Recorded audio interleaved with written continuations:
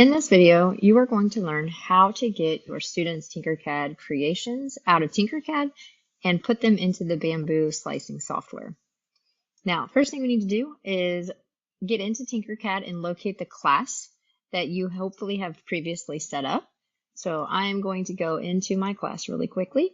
If you remember, one of our tips was to help you organize is to create different activities based on the project. This will help you locate the designs a little bit easier rather than having to go all the way through all of students' designs.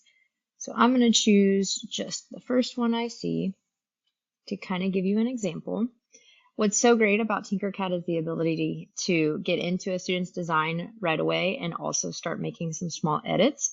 So first glance, everything looks pretty good about this model. I like to rotate and make sure all angles are covered and also zoom into any part where you might have text or an object sitting on top of another object. Something to always check is if you zoom in and you look to see where the two objects are touching, if you notice there's not a blue highlight here as there is like on the top, that's a good sign. That means that it's actually touching. If for some reason it wasn't touching, you would see that full blue outline. Okay, another trick is to use this little tool right here called the cruise. This allows you to actually pull that text to be directly on whatever surface you want it to be on. But now you notice that my rotation is kind of wonky. So what I need to do here is make sure that I rotate it back to the 90 degrees. Okay, so now that's looking pretty good. I might want to do a few other quick edits to make sure that this is exactly what I want. You'll notice this is still a little, yeah, that's okay.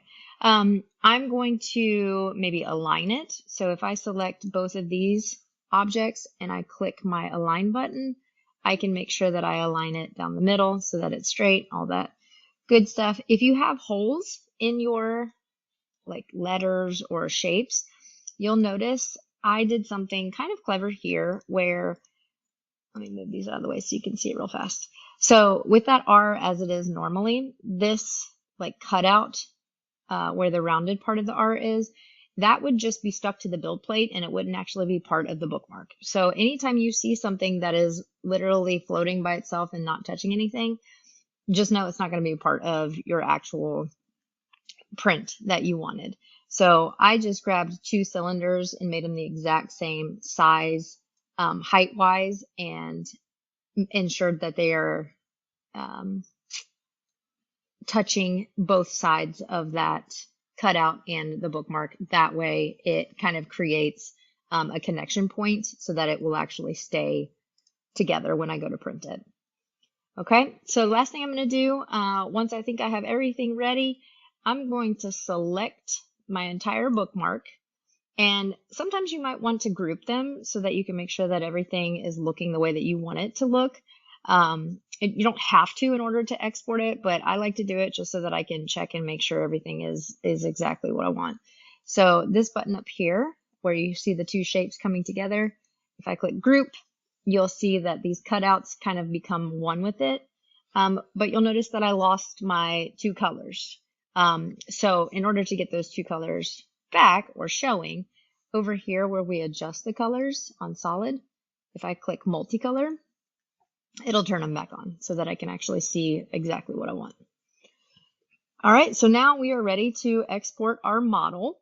If you notice, I have this random object off to the side. If you do not want that object to come with you when you click export, you want to make sure that you just select the objects that you want to come out. And then I come up to do export. That's kind of just a good rule of thumb to make sure that you get exactly what it is that you're wanting and not if a kid accidentally put a random thing off of the plane because they didn't know what they were doing at first. So I'm going to come over here to export. Now, when I export, I have two different options for a file type that Bambu can read. The first one is an OBJ and the second one is an STL. The way that I like to remember this is that an STL is the simplest and it's the single color. So SSS, simple and single color. This particular model being multicolor, I want to do it as an OBJ, and OBJ is a little bit more complex, and it actually brings the colors with it into Bambu. So you don't have to worry about filling any colors or doing any of that in Bambu. So I'm going to select OBJ for this one. And you'll notice that it's going to export it and download it into my download folders, but it does it as a zip. Okay, so with a zip file, in order for you to use anything within that file, you do have to extract it. So I am going to extract it. So this is like 2 extra steps for an OBJ, but it's totally worth it if you are doing multicolor. So once I extract, you'll see that it actually made a folder down here that's not a zip folder. And if I double click it, here is my OBJ right here. Now, the beautiful thing with Bambu is that if you have set that as your default app to open up OBJs, if I double click it, it's going to open up a brand new project ready to go for me.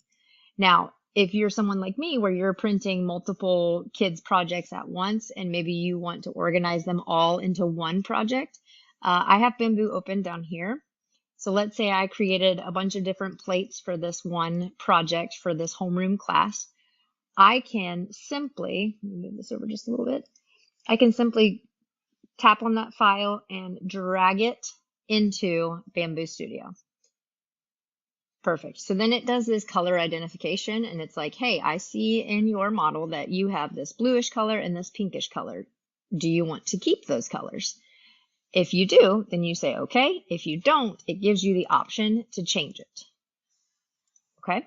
So I'm going to match it to number 9 just so that it all comes in correctly. And there it goes. So it is in here ready to roll now.